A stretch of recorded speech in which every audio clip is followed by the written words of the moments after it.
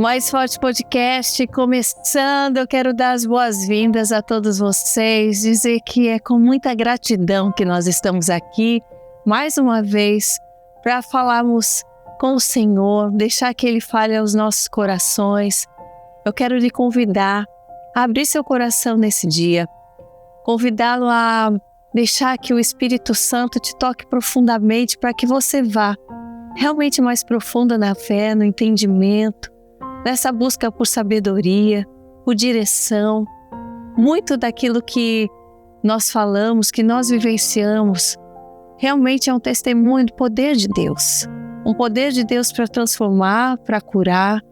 Mostramos aqui no podcast tantos testemunhos lindos de pessoas que estão perseverando na fé, que também, assim como você, passa por desafios, passa por batalhas, mas só vence uma batalha aquele que está com o Senhor, aquele que assume o seu posicionamento, aquele que busca em Jesus, somente nele, o caminho para a salvação e o caminho para o encontro com o nosso Pai soberano, com o nosso Criador.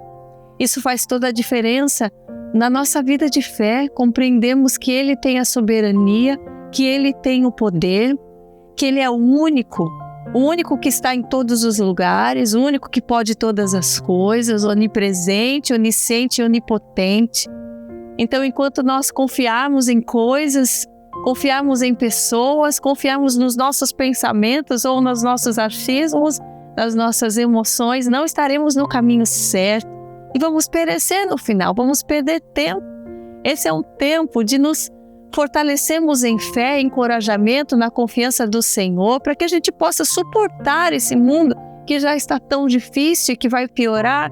Então não falo isso para te desmotivar, mas para te lembrar que existe um Deus te chamando, existe um poder, uma unção ao seu alcance, mas tudo isso está para aqueles que se posicionam, aqueles que clamam, aqueles que persistem, que perseveram na fé. Então é com alegria que eu vejo você aqui, buscando um conteúdo que vai te edificar, um conteúdo que vai te elevar em fé, vai te fazer caminhar mais um pouco, te dar mais uma direção.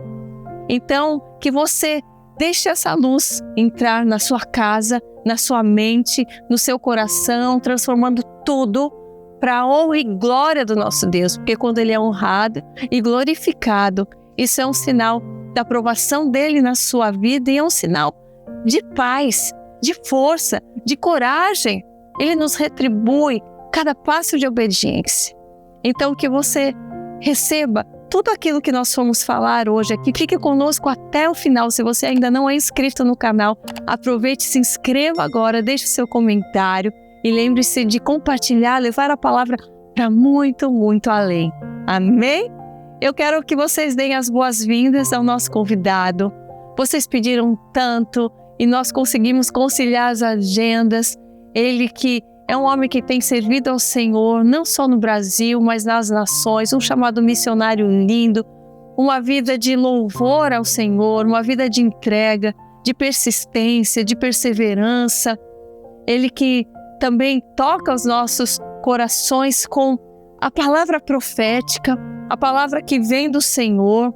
Ele que tem com ousadia alcançado tantos lugares onde tantas pessoas falariam, não, esse lugar não é para ir, esse lugar está difícil, fica no seu cantinho. E ele ter sido ousado para ir com o poder e com a palavra de Deus a lugares que outras pessoas não iriam. Então, seja muito bem-vindo, Marcos Freire. Glória a Deus, minha irmã. Que privilégio. Obrigado pela sua vida. Privilégio obrigado nosso. Pelo seu sim, obrigado pela sua obediência. A paz do Senhor a todo mundo que está em casa e que esse tempo seja tão poderoso como tem sido seu ministério também, de entregar seu coração, sua voz, sua vida, Amém. Sua casa em prol do reino de Deus, minha irmã. Amém. Eu acho que comparado ao seu tempo de ministério, o meu é tão curto, né? Mas eu acho que a intensidade e a constância faz toda a diferença nas nossas vidas. É verdade. As pessoas às vezes não entendem, né, que verdadeiramente o que impacta vidas é o nosso tempo de obediência e como nós obedecemos ao Senhor. Sim. E às vezes você que está em casa fica surpreso. Como é que pode? Tão nova, tão novo. Como é que pode? Tão rápido. Não, é muita intensidade, é muita entrega. Sim. É a verdadeira consciência de que nós somos apenas como a gente estava orando, canais do Senhor para tocar vidas, para impulsionar pessoas e para que o Senhor possa usar a gente como esse canal para tocar vidas. Sim. É isso. Você já sabia do seu chamado, já tinha uma ideia dele desde muito novo? Porque você já teve um... Eu estava olhando a sua história, eu vejo já o Senhor te preparando desde tão cedo para o campo missionário, para as coisas de Deus. Como isso iniciou na sua vida? Isso foi fruto de oração da família, de alguém? Conta um pouquinho esse início para nós. Minha irmã, eu tive a honra, né, de nascer nessa esfera não só cristã, no tocante a ser cristão evangélico, né, mas na esfera profética muito cedo. Conta minha mãe que eu apenas com 5 anos de idade, muitos profetas chegavam para mim a partir daí e diziam, olha, Deus tem um homem de Deus para as nações, Deus vai levantá-lo como voz profética para muitos lugares. E relato da minha mãe, quando ainda estava no ventre dela, na barriga dela, minha mãe ainda nem entendia direito o que seria, o que viveria, ela tinha acabado de conhecer Jesus, e ela conta que profetizas impunham as mãos sobre o ventre dela e diziam, olha, não é um filho, é um homem de Deus para as nações, e aonde os pés dele não chegaram, a voz dele vai chegar e será como a voz de muitas águas, vai alcançar nações, povos, tribos. Deus sempre falou sobre nações para minha família, sobre isso, né? Tanto para o meu pai, para minha mãe, para meus irmãos, eles estavam muito conscientes de que verdadeiramente eu ia nascer para o Senhor, para o chamado e para o reino de Deus. Então, desde os 5 anos de idade eu comecei a cantar. Eu nunca me imaginei hoje ser uma voz para uma causa, né? Ser pai de mais de 1000 crianças, como Deus me deu essa dádiva de ser, mas eu imaginava que ia ser um ministro do evangelho, que eu iria pregar, que eu iria cantar, que eu iria profetizar, e verdadeiramente eu fui crescendo, desenvolvendo na igreja local. Por isso que a gente não se auto-envia. A Fernanda Brum sempre me falava isso, desde sempre, olha Marcos, a gente não se auto-envia, é a igreja local que nos equipa, nos prepara o nosso caráter, lapida o nosso caráter para que a gente seja uma referência, né? E eu aprendi ao longo desses anos, Karina, que Deus não precisa de caráter para usar unção, mas a gente precisa de caráter para se manter nela. Então tem muita gente aí afora que Deus tem usado e às vezes não tem um caráter lapidado e as pessoas meio que bugam, né? Como é que pode? Deus usa, Deus fala, uma hora cai. Mas quando a gente tem uma igreja, um ministério que prepara a gente para um ministério, verdadeiramente nos alinhando, sabe? Preparando a gente no caráter, a gente vê que o dom é apenas um meio para Deus usar e o caráter é aquilo que vai manter a nossa estrutura preparada. Então desde criança eu fui muito batido no caráter. Não é você que está fazendo, é Deus por meio de você. Não é a sua voz, é a voz do Senhor. Não é a sua unção, é a unção de Deus sobre você. E isso foi muito me trazendo essa consciência de que em algum momento Deus podia me levar para uma África, como levou com apenas 17 anos de idade. E foi ali que tudo realmente assim começou e fez sentido. Essa preparação para um tempo como esse. Nessa preparação que você percebe, né, que você teve palavras proféticas, teve ali um direcionamento da igreja, dos seus pais. Quais eram os obstáculos que você chegou a passar? Se é que chegou, que era a escassez de algo, ou eram pessoas que desacreditavam, talvez na sua família ou em você? Quais foram os obstáculos que te forjaram a estar preparado para enfrentar o que você enfrenta? Porque todos nós que levamos a palavra do Evangelho tem coisas a serem enfrentadas. Olha, de todos esses obstáculos que a gente lida, né, e tá lidando o tempo todo, é uma coisa que eu creio muito. Paulo diz que a gente vai ter muitas perseguições por causa do evangelho, né? Isso foi algo que Jesus deixou muito claro, que ele não venceu a perseguição por evangelho, pelo contrário, abraçou o evangelho, você abraça a causa da perseguição. Eu tive uma grande experiência ainda no campo missionário, na República Democrática do Congo, em 2012, com uma família de líderes que eles perderam um pouco o foco, a visão. Eu era muito novo, eu tinha 17 para 18 anos. Imaginam pessoas que a gente tinha como líderes, como pais, não era da minha igreja, mas eram pessoas que nos levaram para lá. Quando eu digo nos, eu e meu irmão, ele foi com 19 anos, o Jones, eu fui com 17 anos para o Congo. A gente pensava que ia mudar a África, a gente pensava que ia impactar as nações, íamos para lá para mudar o mundo. Então nosso coração muito puro e ao mesmo tempo despreparado pela pouca idade, a gente viu os homens de Deus como se fosse aquela referência de Deus. E a gente sofreu uma grande decepção, né? Nasce uma mensagem muito forte que eu trago como vida mesmo, diante de uma decepção, ou você cria-se, né, ou vem sobre você uma inspiração ou uma paralisação. E em meio a esta decepção com homens de Deus que não definiriam jamais aquilo que a gente viveria em Deus, nasceu uma inspiração. E a inspiração, ela trouxe pra gente essa impetuosidade. A gente viu diante dos nossos olhos pessoas se perderem em meio ao chamado, e por causa disso nós não nos perderemos. A gente viu pessoas trocando os pés pelas mãos, dando mais evidência ao dinheiro, a uma consequência ministerial de um fruto que a gente planta e a gente abençoa pessoas, e não verdadeiramente a uma causa. E esse impacto na gente tirou a gente do Congo durante esses 2 anos que a gente morou, de 2012 a 2014, trazendo essa decepção, mas ao mesmo tempo essa inspiração. Vamos voltar. E a gente vai se preparar ainda mais, a gente vai entender o que Deus tem pra gente e a gente vai avançar.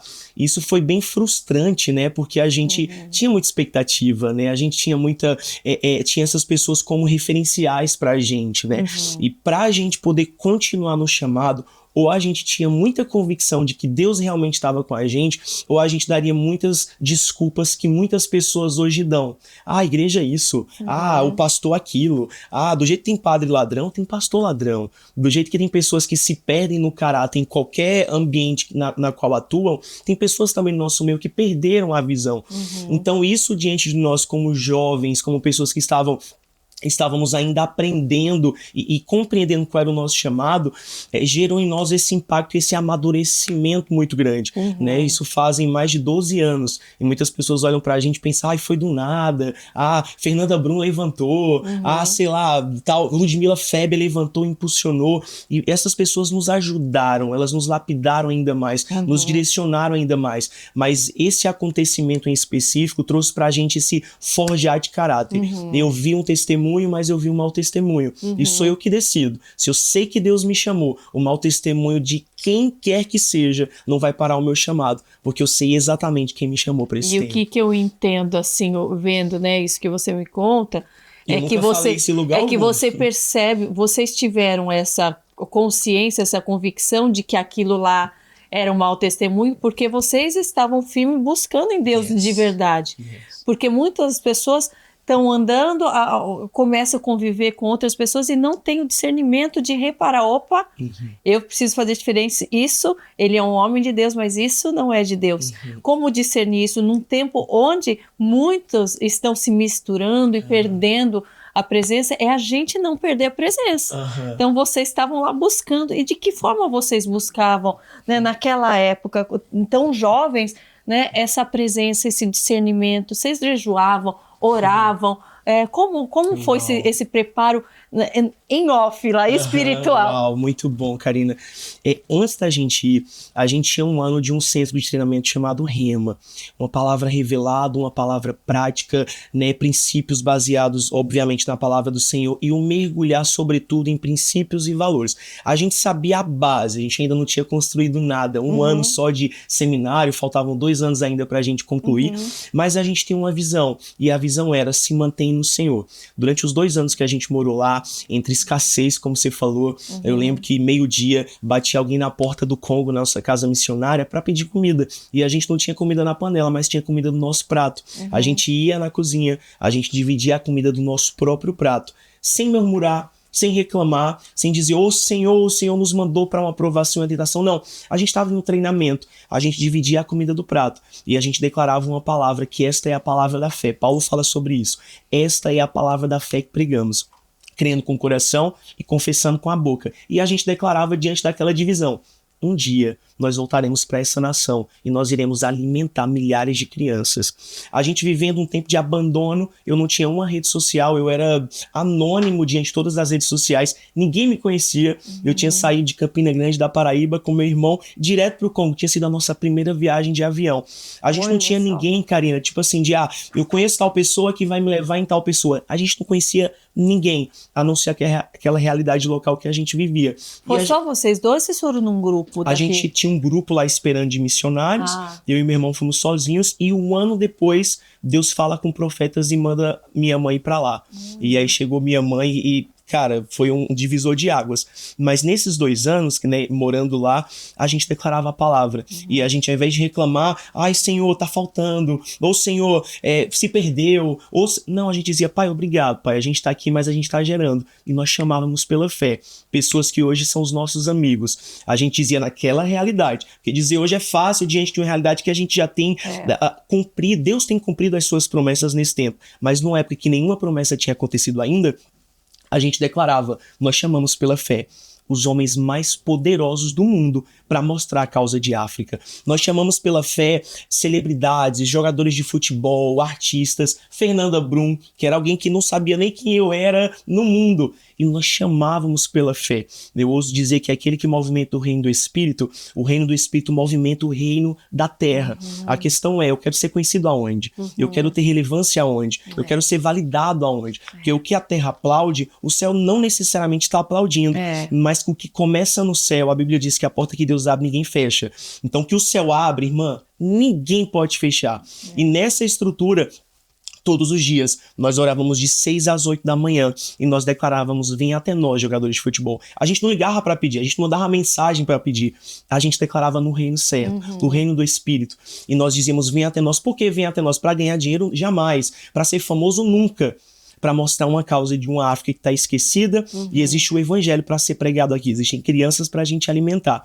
E durante esse tempo de muita oração, de confissão, de palavra, a gente volta para o Brasil 2 anos depois, frustrados, abandonados, e assim, é tão longo, irmã, eu vou resumir demais. Pegamos malária, febre tifoide, tivemos que orar para ter comida. Eu lembro de, do nada, em um bairro super simples, lá no Congo, há 12 anos atrás, aparecer comida na porta de casa. Se a gente estava num país de guerra, um país que o povo é pobre, né, a boa parte do povo, como é que aparece comida na porta? Anjo de Deus falar com a gente, peguem um cartão que já não estava nem ativado mais no Brasil, ativo.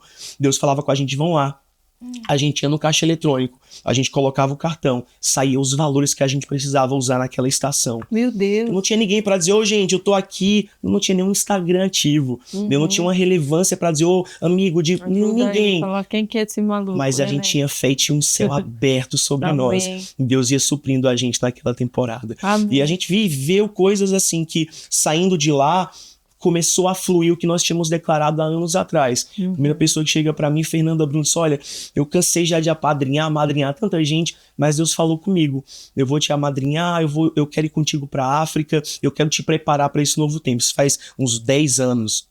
Né, que a Fernanda Brum, faz 10 anos, Jones, que a Fernanda Brum chegou e ela começou a caminhar com a gente. E Deus foi levantando a Ludmila Feber, Deus foi levantando outros homens e mulheres de Deus, nosso ministério sempre atrás, cuidando da gente, estruturando a gente. E aí chegou o William Bigode, que você entrevistou, que ele falou da Baluarte com você, né? E falou de tudo que estava investindo, semeando, continua investindo, continua semeando, continua sendo o nosso maior parceiro durante esses 7 anos de Baluarte, que hoje são 1.000 crianças. Primeira pessoa que deu a primeira oferta, a primeira doação, foi um jogador. Por quê? Nós pedimos não. Porque nós declaramos no reino do Espírito, um tempo de maior escassez. A gente estava gerando um tempo novo que a gente está vivendo hoje. Uau!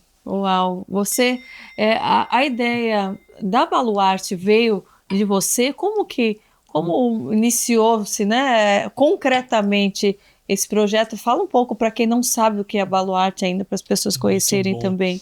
A gente, morando lá, eu, né, compunha, e uma das minhas canções que eu compus, acho que foi o momento que eu me descobri como compositor, foi vivendo essas experiências no Congo.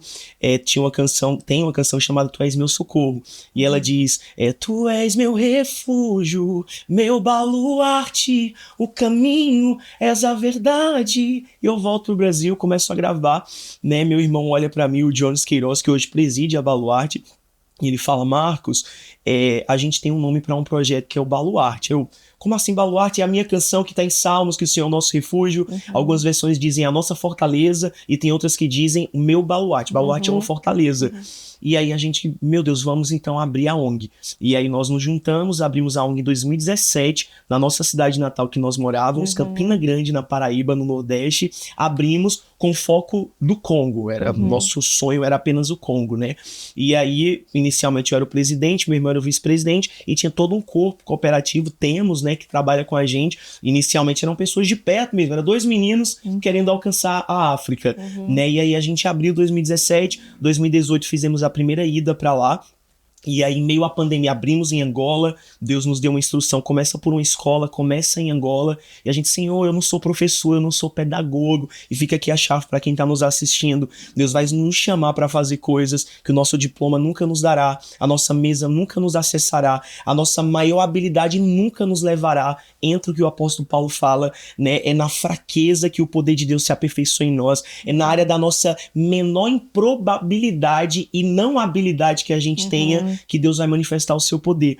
E aí Deus fala, não, vocês vão abrir uma escola em Angola. Eu, Senhor, o Congo, a gente precisa resgatar crianças órfãs da guerra. Morrem milhares de crianças, são mais de 20 milhões de mortos na guerra do Congo, mais de 8 milhões de mulheres violadas. Eu sei que você tem um chamado profético, poderoso para mulheres. Enfim, e tá acontecendo lá, né? E o Senhor não começa por Angola. Aí nós abrimos em Angola, abrimos a primeira escola 100% gratuita de uma localidade, e é uma escola, não é uma escola evangélica, é uma escola crente do fogo. São 500 crianças hoje que estudam lá, têm acesso gratuito, e eu chego lá e pergunto, ei, meus filhos, quem é pobre aqui? Os meninos olham pra gente e dizem, pobre é o diabo que tá debaixo dos nossos pés. Nós somos filhos do dono do ouro e da prata. Como é que pode um filho de Deus ser pobre? A gente carrega a presença de Deus em nós. E isso diminuiu índice de abuso sexual infantil, bruxaria, feitiçaria, tantos ataques espirituais que aquela comunidade sofria, de ligar pra gente e dizer, pastor, a gente foi atacado por um bruxo que voou e matou minha tia. Um rato entrou na minha casa e era um bruxo. Eu já tive experiências disso, já é real, não é uma fantasia, é um mundo real materializado, que a África tem essa densidade espiritual. E hoje as crianças dizem, sai em nome de Jesus, eu tenho autoridade e poder no nome de Jesus, e hoje elas estão vivendo essa realidade lá. São 500 crianças com acesso à educação, alimentação, irmã, que muita gente não sabe, que hoje muitas crianças em África, em vários países, inclusive Angola e Congo, a gente encontra comendo rato. A gente encontra crianças que endurecem terra para pensar que é biscoito, e elas comem como se aquilo fosse biscoito. E a gente entra com a palavra, entra com alimento, aí tem música, teatro, circo, dança, futebol, para honrar também os nossos irmãos que nos ajudam esse tempo.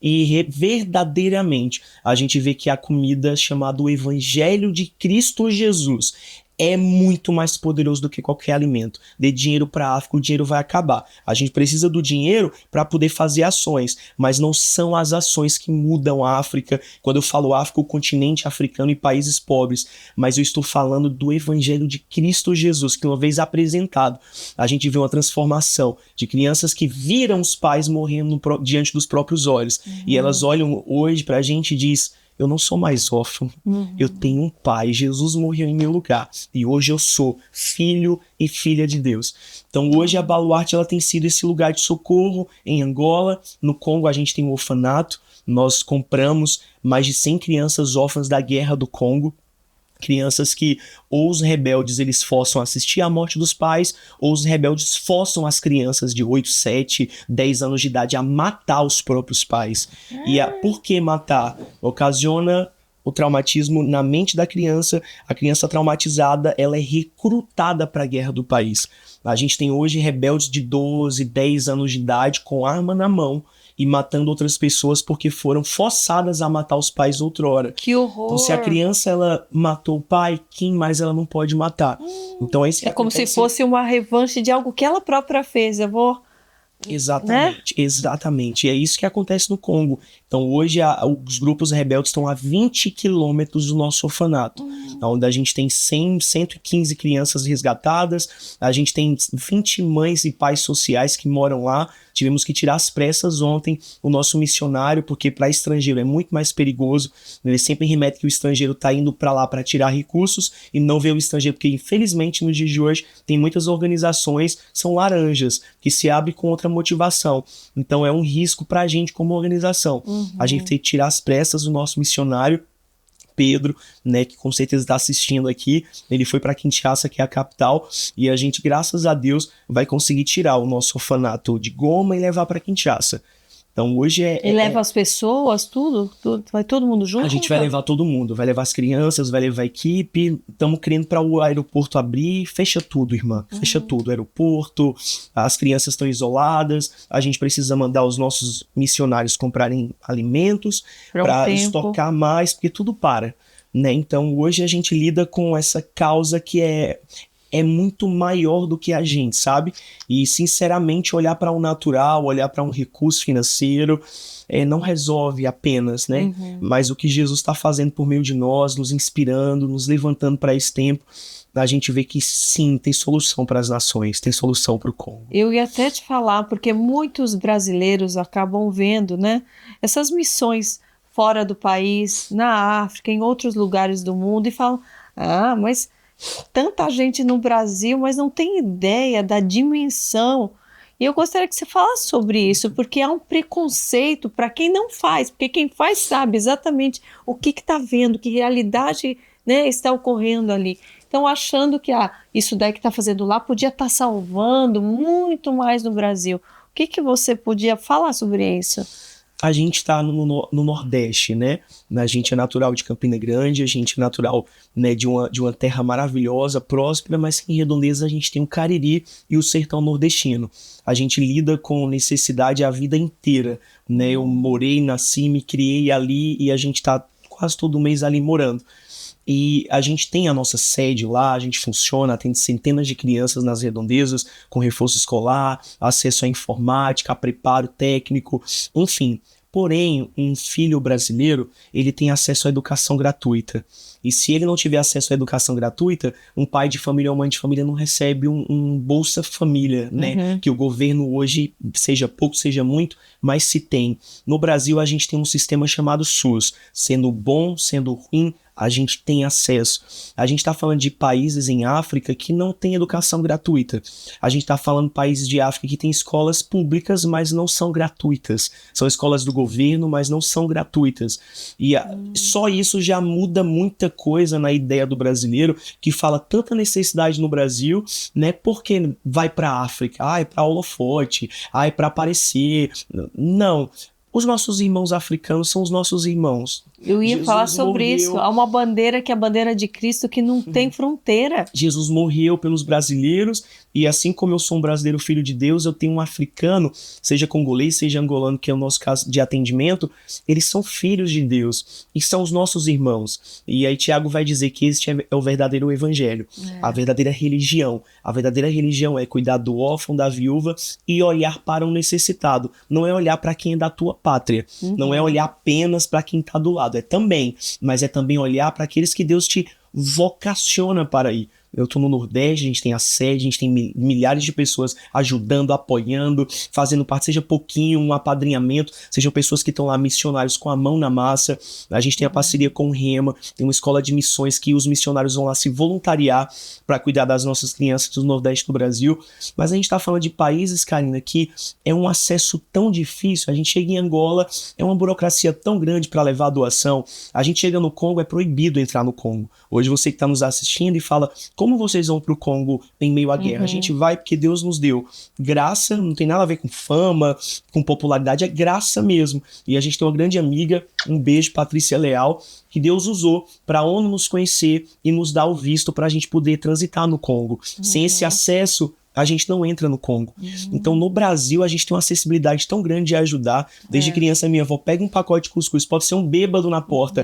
Meu filho pega um cuscuz ali, vai ajudar, pega um pão. O brasileiro, ele divide, porque ele sabe que a gente pode fazer algo pelo próximo.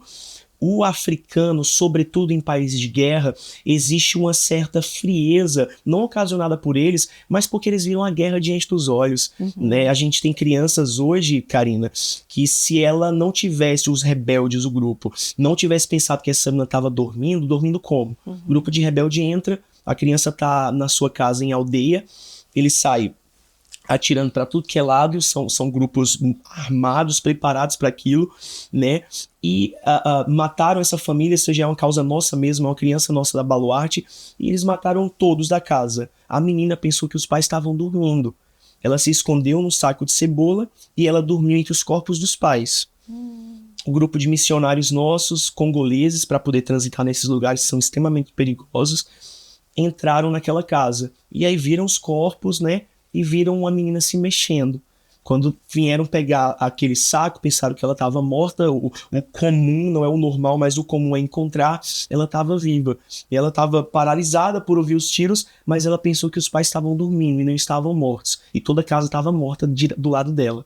Eles resgataram a menina, fizeram uma travessia de 6 horas de duração de moto, vão passando por grupos rebeldes, eles fazem barreiras, cada barreira tem crianças armadas, apontam as armas para os nossos missionários e crianças e diz, me dê $100, 200, senão eu mato vocês aqui agora.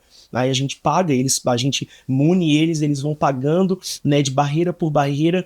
A gente está no hospital. Chegando no hospital no Congo, a gente vê essas crianças chegando. Essa menina chega assustada, nunca viu branco na vida, nunca viu um hospital na vida, saiu do meio do nada, aí vai, tira sangue, começa um tratamento. Essa mesma menina hoje tá saudável, cheia de amor, cheia de verdade, cheia da palavra e cheia de esperança, dizendo, eu sei que o meu passado não afeta o futuro que Deus estabeleceu para mim.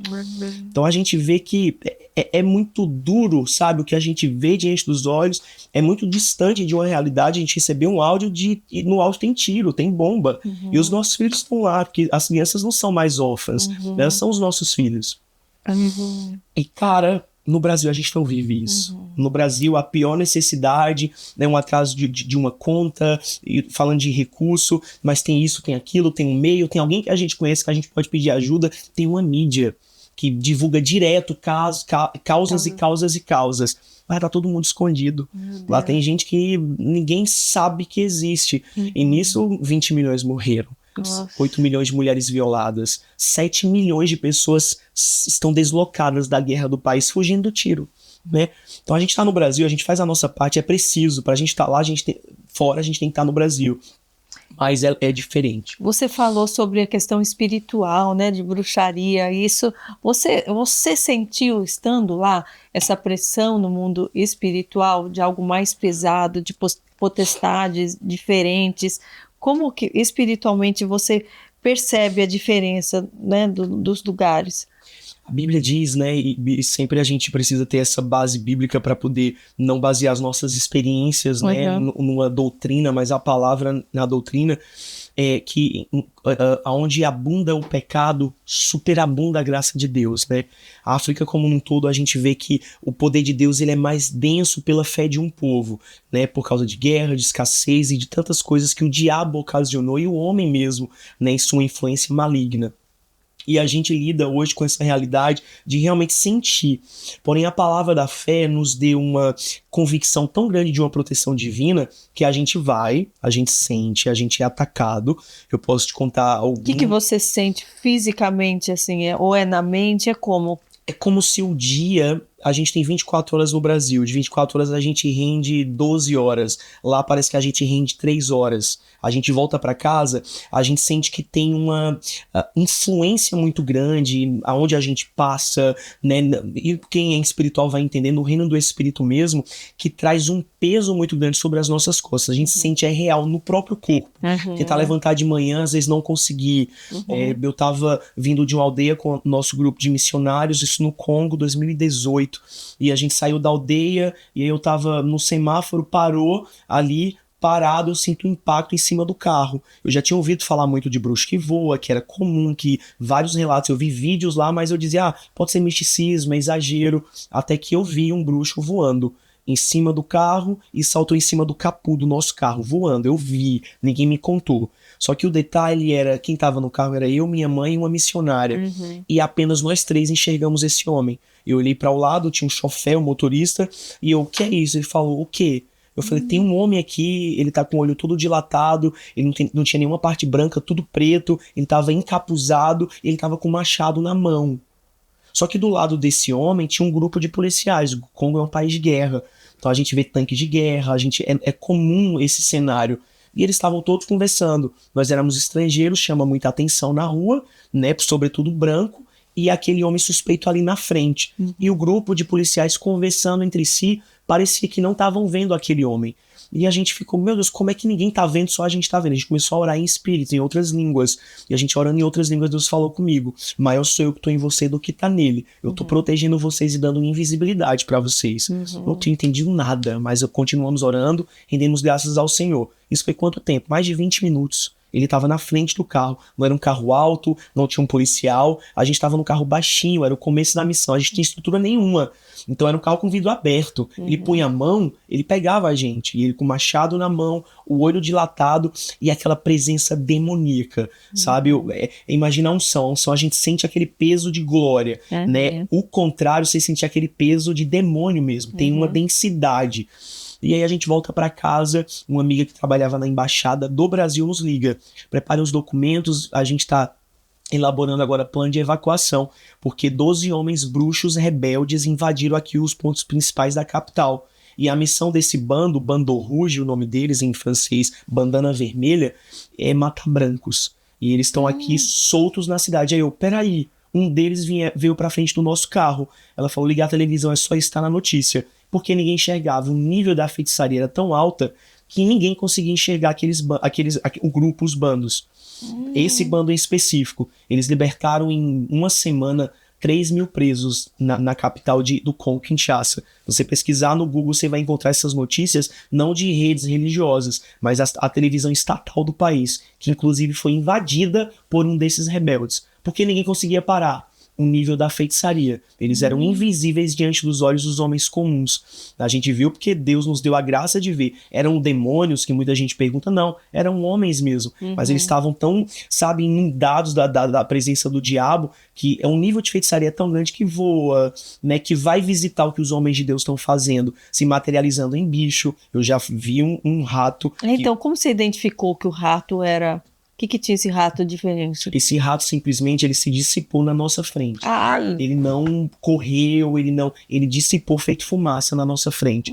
A gente abria a baluarte em Angola e a gente teve uma visita de um rato e não, gente, isso não existe, isso é conversa, o povo exagera. E esses são relatos de africanos, a vida toda falam sobre isso. Até que a gente percebeu a atmosfera da casa diferente e o olho daquele bicho, ele era de homem. Então a gente olhava e dava um pavor. Pegávamos vassoura, tentávamos matar, e ele não saía do canto, era duro assim. Eu liguei para os pastores e eles falaram: não, aqui funciona muito assim. Os bruxos, eles querem inspirar o que os homens de Deus estão fazendo. Então eles se materializam em animais para expiação e para tentar atrapalhar, mas a Bíblia diz que os planos do Senhor nunca vão ser frustrados. A Bíblia diz que a gente está em Cristo e quem está em Cristo é mais que vencedor nele. Então a gente vai com essa consciência muito viva. Embora hajam ataques, um exemplo de comida envenenada que já tentaram nos envenenar, e Deus fala não comam e a gente não comeu, como também a gente pode ter comido e nada aconteceu. Então a gente sabe que tem um ataque, mas a gente não vai pra luta. Jesus lutou essa luta pra gente. A gente se mantém em vitória. A gente é vitorioso em Cristo, sabe? Porém, Karina, é real. É um mundo que a gente vai debaixo de oração, mas ao mesmo tempo de consciência. Diabo, nós chegamos aqui. Saia daqui em nome de Jesus. A gente tá aqui e maior aquele que tá em nós. Então já milhares, meu Deus do céu, os missionários vivem todos os dias algo novo. Mas a gente tá tão consciente desse poder de Deus que não só nos envia, mas vai com a gente. Amém. Então a gente é protegido diante disso. Amém. A gente entende que não é só o poder da palavra, mas uma vida de consagração. Como você... lidando com tudo isso e estando firme até hoje, você tem se consagrado e qual a importância de tudo isso para quem quer avançar na fé, para ela compreender a questão dessas pequenas brechas, daquele, tudo bem, e que hoje faz tanta diferença no mundo espiritual e as pessoas estão tão distraídas. A gente precisa compreender que exige uma parte de nós, quanto à maturidade espiritual de ser desenvolvida. Quando eu entendo que Cristo já fez tudo, morreu, ressuscitou, pagou o preço, disse, eis que vos dou um outro Consolador, que é o Espírito Santo, eu tenho o dever e a obrigação de desenvolver esse relacionamento para com Deus. E a maior fonte de vida que eu sei que você ministra sobre isso é a palavra de Deus. A gente baseia muito a experiência do outro como uma verdade. E às vezes a gente olha a experiência de alguém e diz, olha, isso aqui é a verdade, verdade, eu vivo minha vida nisso. Talvez a experiência do outro não tem nada a ver com a palavra, mas tem a ver com a crença na qual ele recebeu uma instrução e ele vive nela. Quando eu mergulho na palavra, quanto eu mais compreendo a palavra, eu me espelho em Jesus e a minha vida ela é transformada diante disso. Porém, a gente está falando de um lugar de campo de batalha, se possamos dizer assim, de linha de frente. Então a linha de frente precisa ter uma conexão e uma consciência tão grande do Espírito que a gente não pode tomar uma direção sem antes consultar o Espírito Santo. A gente não pode tomar uma decisão sem antes ter muita convicção daquilo. Por quê? A gente está de linha de frente, tem um exército atrás da gente, que Deus nos deu a graça de sermos um desses pilares de levantar, de impulsionar. Então nos dias de hoje, a gente vê muitos ministros cara, tão assim, conscientes da técnica, da roupa, né, de mulheres de uma maquiagem, de um cabelo legal, de uma performance tão grande que bate um vento, derruba, destrói, morre. A gente vai e volta pro Congo, nada acontece. A gente vai no meio da guerra, nada acontece. A gente ora por pessoas, como você falou, ambientes que tem gente que diz, isso aí não é de Deus, não. E a gente tá transformando o ambiente que a gente tá. Porém, Karina, uma coisa que eu mais entendi em Deus e eu levo como lição de vida, eu só posso te conduzir no lugar no qual eu já estive. Eu não tenho como te levar num lugar que eu não conheço. Como eu cheguei aqui, né, no seu estúdio, desse podcast maravilhoso, irmã, eu tô aqui embaixo, eu tô perdido. Como é que eu perdido vou levar um povo para a salvação? Como é que eu perdido vou falar das coisas do Espírito Santo? Como é que eu perdido vou instruir na palavra? Como é que eu perdido vou para lugares que ninguém vive a prática que eu vivo e eu não vou me sujar? A questão, eu acho que hoje as pessoas têm mais esse medo. Você tá indo lá, você vai sujar. Só se suja quem não tá limpo. Só se suja quem ainda não compreendeu. Eu tô tão conectado com o Senhor que, cara, maior é o que tá em mim do que o que tá no ambiente. Então eu vou lá transformar aquele ambiente. Porque o Deus Todo-Poderoso está dentro de mim. E porque Ele te deu a direção, vá, né? Porque até lugares que estão totalmente abençoados, tem hora que não é para você estar ali. Não é para você que é para você estar salvando um outro que está caído ali na esquina e você está olhando aqui é o lugar da bênção. Né? Eu preciso seguir a direção do Senhor. E para seguir a direção do Senhor, eu preciso conhecê-lo muito bem. Por isso que eu repito, não tem como eu levar alguém em um lugar no qual eu não estive. Fala um pouco da importância da música em si, porque eu falei da questão de nos consagrarmos, de separarmos aquilo que nós ouvimos, aquilo que nós vemos, a nossa mente sendo transformada, né? E muitas pessoas relevam achando que uma música do mundo, se falar de amor, ela também está me elevando a Deus, eu tô bem, né? A diferença disso, do louvor, da adoração, e você usar isso como uma arma também. Sabe, cara, eu acho que isso mata todas as coisas. Hoje, nos dias de hoje, os crentes, eles se dividiram entre a minha vida espiritual e a minha vida comum, a minha vida natural. Isso é a maior mentira do diabo. Acho que se o diabo podia mentir para muito crente e conseguiu mentir, é sobre isso. Não, isso aqui é minha vida espiritual, isso aqui é minha vida secular. Eu não tenho uma vida secular. Ou eu sou um espírito vivo ou eu sou um espírito morto. E aí Paulo diz que aquele espírito morto, uma vez que ele é ressuscitado em Cristo, ele se torna um só em Cristo. Ou seja, as coisas que não competem mais a Cristo não faz muito sentido para mim. E quando eu digo Cristo, é a revelação de quem Cristo é. Isso implica dizer que nem toda música evangélica é uma música pautada em Cristo. Tem muitas músicas que vão levar pessoas ao mais alto nível de depressão. E são músicas que, cara, falam de Jesus. São músicas que foram escritas por uma inspiração, mas que a temática é gospel.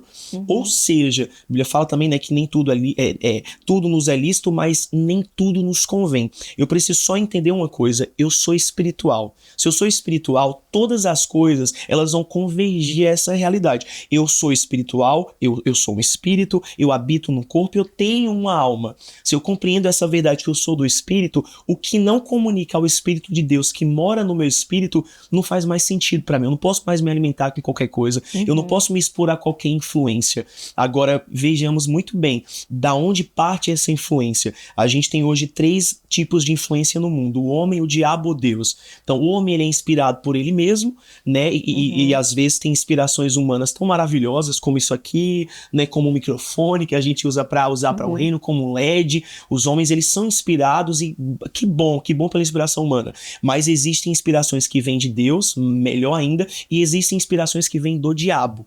Como eu vou discernir? Entendendo que eu sou um espírito. Então hoje você que tá nos vendo aí, nem todo conteúdo é pra você, nem todo alimento é pra você, nem toda música, seja ela secular, como nós dizemos comumente, ou até gospel, não é pra gente. A gente precisa estar tão afiado, sabe, irmã? Com a palavra de Deus, com o Espírito Santo, pra entender que, cara, tudo é lícito, mas nem tudo nos convém. E só pautado nesta verdade, eu vou saber o que é mentira. Eu só conheço a mentira quando eu descubro a verdade. Por isso que muita gente no dia de hoje tá vivendo uma mentira. Não, eu posso isso, eu posso aquilo. Não, tá tudo bem, isso aqui não me afasta de Deus. Cara, não é sobre me afastar de Deus, eu estou nele. Se não faz sentido pra Deus, não pode fazer sentido pra gente. Qual foi o momento mais difícil que você já passou na sua vida? Meu Deus.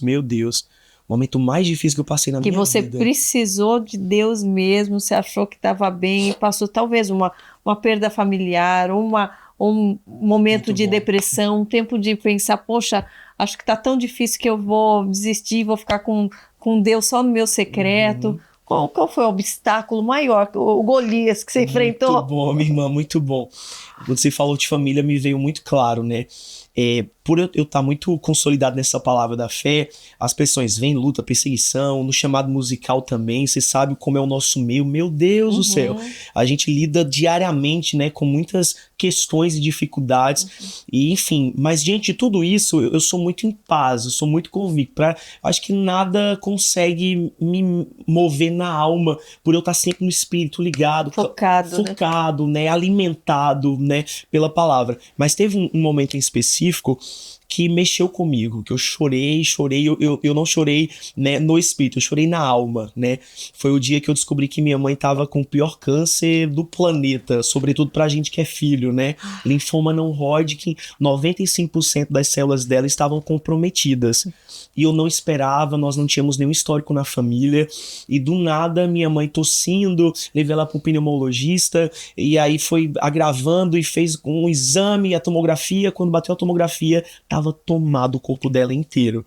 E o choque foi bem na frente dela, né? Bateu a tomografia e disse, não, isso aqui vai ter que investigar, é muito grave, e ela paralisou assim.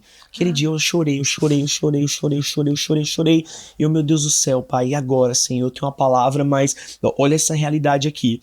No dia seguinte, eu lembro que eu chorei uma noite inteira. E ela tava no Rio, a gente morava lá, ela na minha cama, eu tava no colchão do lado, me cobri todo pra ela não ver que eu tava chorando. Eu chorei muito. No dia seguinte amém, Senhor, chorei, mas eu creio em tua palavra, mas aquele medo, que medo é um espírito, o espírito de medo veio. Na hora, vai perder a mãe, 95% das células comprometidas, como assim? Não sabia pra onde ir, o que fazer. Minha mãe olha pra mim e diz, Marcos, eu creio. Em Isaías 53 está escrito, Cristo já levou sobre si cada uma das minhas dores e enfermidades, e pelas suas pisaduras eu fui curado e sarado na cruz do Calvário. O câncer não vai me matar porque Jesus já me deu vida. A quimioterapia não vai me curar porque Jesus já me curou na cruz do Calvário. Eu vou me submeter ao médico, mas eu já tive acesso ao médico dos médicos. Eu sou curada. Minha irmã, quando minha mãe começou a fazer a quimioterapia, o médico dizia que ia piorar, órgão, isso e aquilo, minha mãe só melhorava. O médico entrava no quarto, procurava minha mãe na maca, porque o doente tá na maca. Ela tava em pé, dançando e declarando a palavra. Eu sou curada, tomando quimioterapia pesada, 7 dias seguidos. E ela, eu sou curada. O médico entrava, cadê Dona Maria? Ela é conhecida como Mamãe, mas o nome dela é Dona Maria. Tá na maca? Não, mamãe, não tô na maca não, porque quem fica na maca é doente. Eu não sou doente, doutor. Eu fui curada e sarada na cruz do Calvário. Isso impactou tanto. Fizemos um processo de 6 químios, pesadíssimo. Quando foi na 4ª químio, minha mãe ótima, tomando químio, doutor, faz o exame, não, faltam 6, faltam 2 para terminar as 6 e vão repetir. Doutor, faz o exame, tá bom, vou mandar bater uma tomografia. Não tinha uma célula mais cancerígena sobre o corpo da minha mãe. Ela estava 100% curada e sarada antes do protocolo médico terminar. Meu Deus. E aí inclusive a gente ainda vai gravar canções do que a gente viveu. Eu compus até uma canção. Se eu soubesse que seria bem mais fácil, eu sofreria muito menos que sofri. Eu ficaria aqui sentado em teu colo, Pai, acreditando que o fim seria melhor. Eu estaria tão tranquilo antecipando a alegria que eu teria bem no fim. Eu olharia para o céu e veria o teu favor me alcançando todo dia, toda hora. Mas agora eu posso descansar, Pai, pois eu vi a tua mão me ajudar. Eu tenho um Pai que cuida de mim. Eu tenho um Pai que anda de mãos dadas comigo e não me deixa só. E não me deixa só, eu tenho um Pai. Nossa, se eu soubesse seria bem mais fácil, eu anteciparia a alegria bem no fim. A alegria do fim eu anteciparia. Que lindo. E a gente viu a graça do Senhor. E minha mãe tá hoje pregando, curando, profetizando, fez vários exames e a pressão não se levanta 2 vezes. Ela tá 100% curada e sarada. Que lindo, graças a Deus. Graças a Deus. Seja o Senhor, né? A gente vê um testemunho tão lindo, né? Uma vida de fé, né? Você sendo usado, sendo levantado e em tantas áreas. Eu falo, através da profecia, através do teu ministério com as crianças, né, com os mais necessitados, através das suas canções, tantos lugares onde Deus tem proporcionado você ir, você ser usado de formas tão diferentes. Existe uma maneira com que você se identifica mais, gosta mais de estar, ou você compreende que o Senhor pode nos usar de diversas formas e Ele te coloca diversas habilidades, ideias, e você se deixa, né, crescer e ser usado de várias maneiras. A gente tem um único chamado, né? E o nosso chamado maior, a Bíblia diz que é reconciliar o mundo perdido para com Deus. E quando eu compreendo que o meu chamado é reconectar o mundo perdido para com Deus, eu vou reconectar um artista perdido para o evangelho. Eu vou reconectar o pobre que talvez está ali, perdeu tudo, e eu vou reconectar ele para essa mesa de abundância, de amor, sabe? De evangelho genuíno e verdadeiro. Eu tô no lugar mais baixo, Deus vai me usar para reconectar alguém ali. E eu sempre ministro isso. A gente escolhe a crítica que a gente quer levar diante disso. Se você prega para os ricos, vão te chamar de interesseiro. Se você prega para os famosos, vão te chamar de interesseiro ainda assim. Se você prega para os pobres, vão te chamar de sensacionalista. Ou tu prega para o rico, ou tu prega para o pobre e agarra 2 tipos de críticas pesadas. Mas cumpre o que Deus mandou você fazer aqui na terra. Então hoje eu amo tudo que eu faço. Quando eu tô lá, eu não quero sair de lá. Né? Quando eu tô no púlpito ministrando e Deus me usando para aquilo, seja para levantar uma igreja em adoração, seja para pregar a palavra, seja para profetizar, eu amo estar ali, eu amo estar com as pessoas, sabe? Amém. Eu me sinto completo em simplesmente, irmã, reconectar o mundo perdido para com Deus. Amém. Quando a gente entende essa verdade, a gente não tem nem problema. Porque a gente tá tão focado em resolver o problema do outro, Deus nos usando para aquilo, que tipo assim, que problema você tem? Nenhum. Eu tô focado em resolver o problema do outro, porque Deus me deu uma unção, uma habilidade, uma capacidade vinda dele. A gente só é canal e vaso de barro. Mas Deus nos deu uma habilidade para a gente reconectar este perdido para com Deus. E pensando nisso, Jesus não veio nem para o rico nem para o pobre. Jesus veio para o perdido. Jesus não veio nem para o rico nem para o pobre. Jesus veio para o necessitado. Então pregue a palavra, ministre a palavra, ame. A palavra às vezes vai ser pregada por um abraço, por um olhar, por uma entrada. Você sabe muito bem, tem lugares que a gente entra, não vai poder falar muita coisa. Mas a presença que a gente carrega, amém, e a verdade dela vai inundar todo o ambiente. Amém. Então hoje eu me vejo, eu sou feliz em todas as áreas que Deus me usa. É uma disparidade muito grande, né? Às vezes tá em um lugar assim, às vezes tá num lugar no meio da guerra. Mas a gente é tão consciente do que a gente faz, amém, que faz sentido. Faz sentido, tem alegria em tudo. É muito importante você falar isso. Tantas pessoas aí, eu não sei meu propósito, eu falo, gente, o primeiro entendimento é você compreender que é buscar a Deus né, torná-lo conhecido em sua vida e através da sua vida para outras pessoas. É fazer parte desse projeto, desse plano de salvação. isso. É a primeira coisa, como ele vai usar. Cada um, ele está dando tudo que ele já nos dá, de habilidades, de ideias, é para, no final, ser usado para esse propósito. Então, isso tira tanto o peso da comparação, se as pessoas soubessem, porque se elas colocarem cada um numa caixinha, elas acharem que Deus só usa de um jeito, elas próprias vão se frustrar, porque elas não vão se enquadrar nem na tua caixinha, nem na minha, nem na do outro, e elas vão falar, eu não estou pronta. Não, o Senhor está falando, vai do teu jeito que eu vou te aprontar, te preparar para um lugar, para outro, de um jeito ou de outro. Né? E é compreender que Deus não é limitado e não nos limita, que através dele nós temos esse poder de levá-lo em todos os lugares, em qualquer circunstância. É lindo, você explicou muito do que eu penso assim, e que eu creio que é realmente a vontade do Senhor. A Bíblia fala pra gente sobre a multiforme graça de Deus. Sim. A Bíblia é a mesma, a revelação é a mesma, a doutrina é a mesma, os princípios e valores são inegociáveis. Porém, existe uma multiforme maneira de levar essa verdade para o outro. Eu ministro muito sobre isso. Um advogado, ele vai conseguir ser relevante para um outro advogado. Um artista vai conseguir ser relevante para um outro artista. Um médico vai conseguir ser relevante para um outro médico. Então Deus, ele tá usando todas as esferas da sociedade para derramar unção, para levar revelação, a verdade da palavra, dizer, olha, prega a palavra. Se você é médico, prega a palavra onde você tá. Se você é advogado, prega a palavra onde você tá. Não fica com um molde. Tem gente que nunca vai ouvir, talvez, um pastor de terno e gravata, mas vai a uma igreja onde tem alguém com a camisa básica e vai ser transformado poderosamente, né?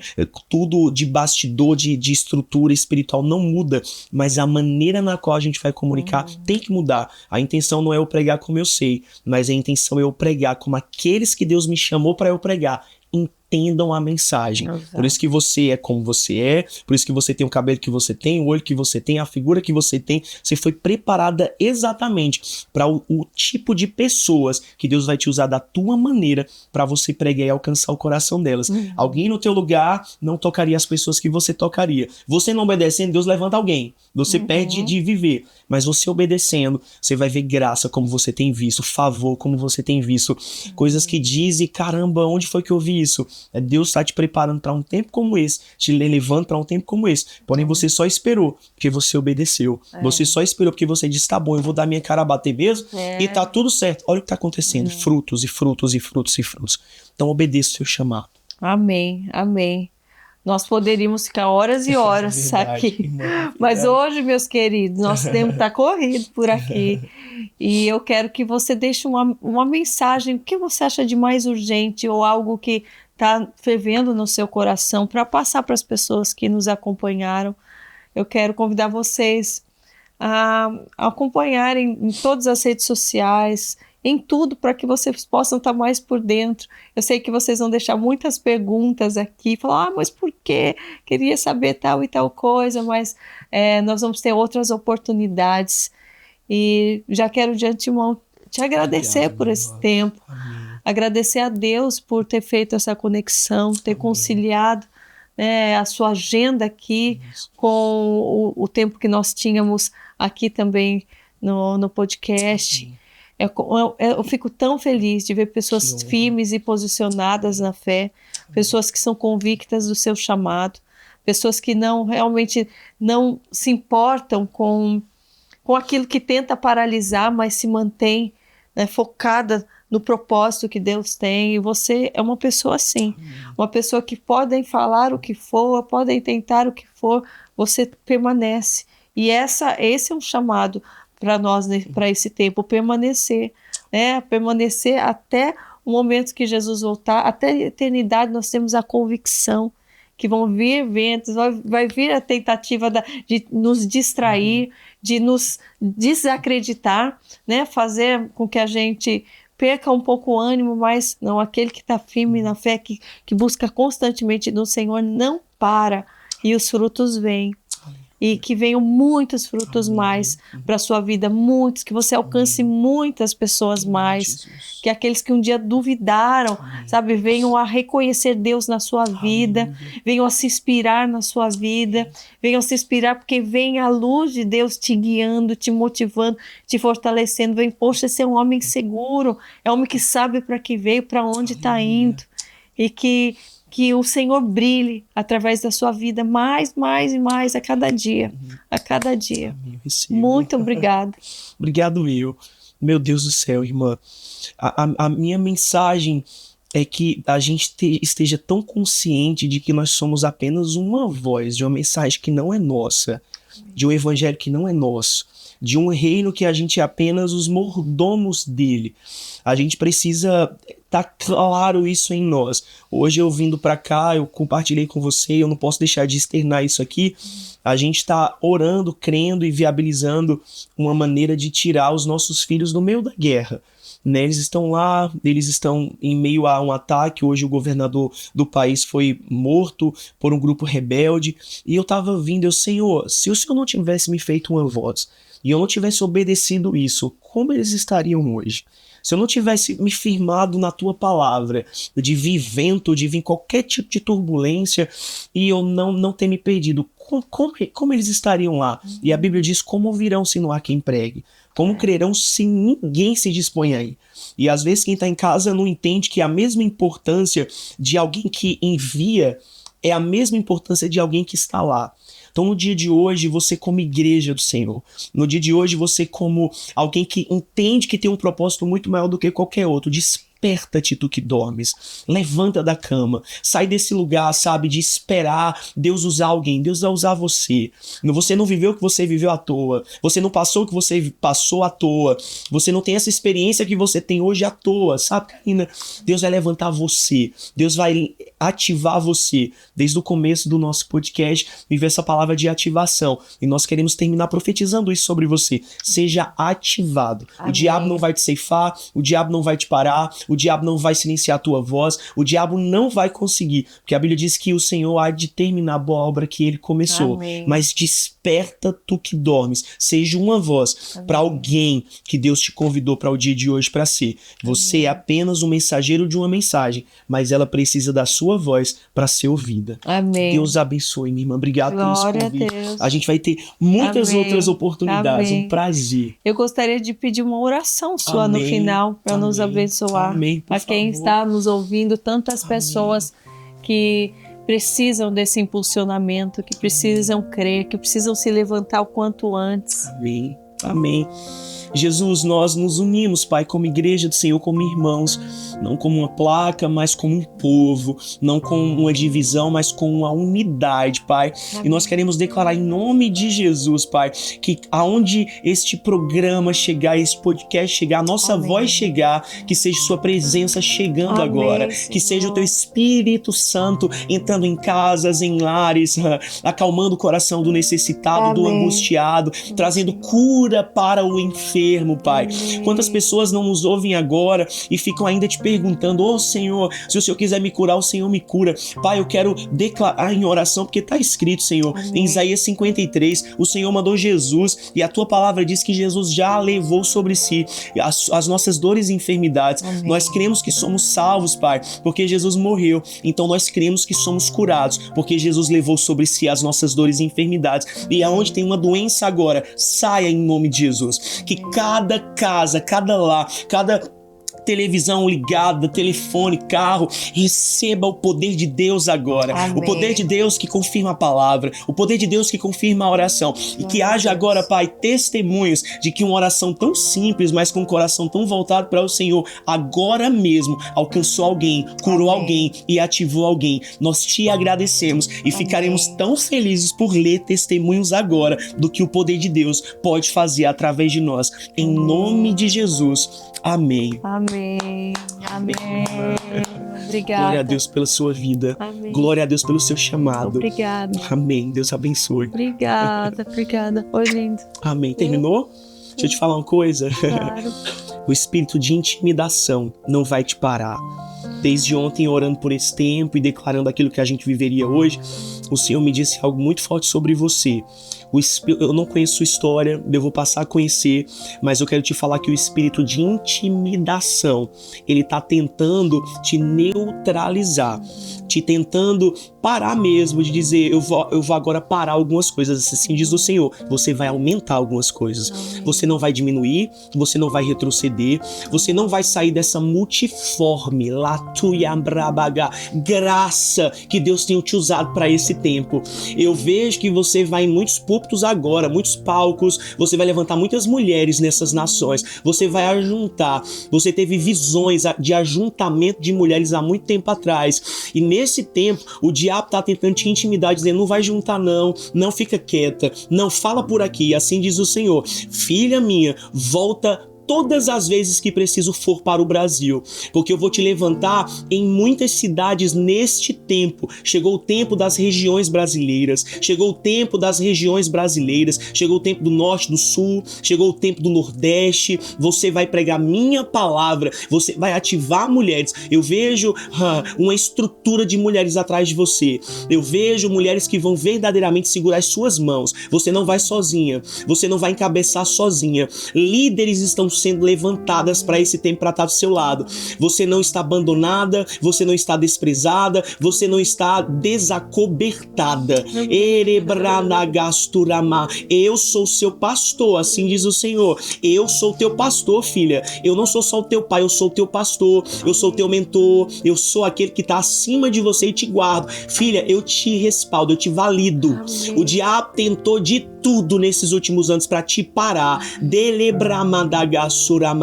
mas no lugar do maior levante do diabo, assim diz o Senhor, é o lugar de maior autoridade para esse tempo. Amém. Levanta-te e resplandece, porque a minha luz está sobre você para esse tempo. Amém. O Senhor não fechou a porta do Brasil para você, Karina. Existe ainda algo tão grande para acontecer para esse tempo. O Senhor está te dando um novo polo no Brasil. Amém. Você vai ter duas bases, lá e aqui. Você vai e volta direto, mas você vai viajar cidades do Brasil e você vai ajuntar mulheres, e o tempo é agora. O espírito de intimidação está sendo derrubado agora, e quem chegará, chegará, porque quem saiu já saiu. O Senhor limpou a tua mesa, o Senhor limpou os teus ajudadores, o Senhor limpou quem te acompanhava, o Senhor tirou um monte de gente, porque está chegando esta estação de você ser acompanhada pelos amigos do Senhor que caminharão lado a lado com você.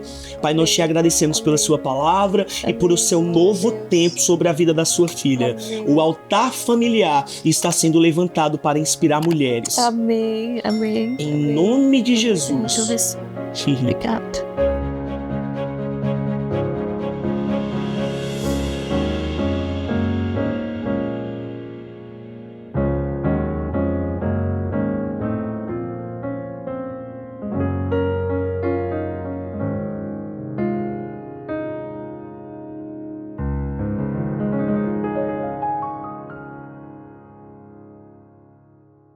Diretamente de Jerusalém, eu te convido a conhecer ainda mais de perto a história bíblica. Eu te espero no canal Karina Bach do YouTube com Karina em Israel, caminhando pela Bíblia.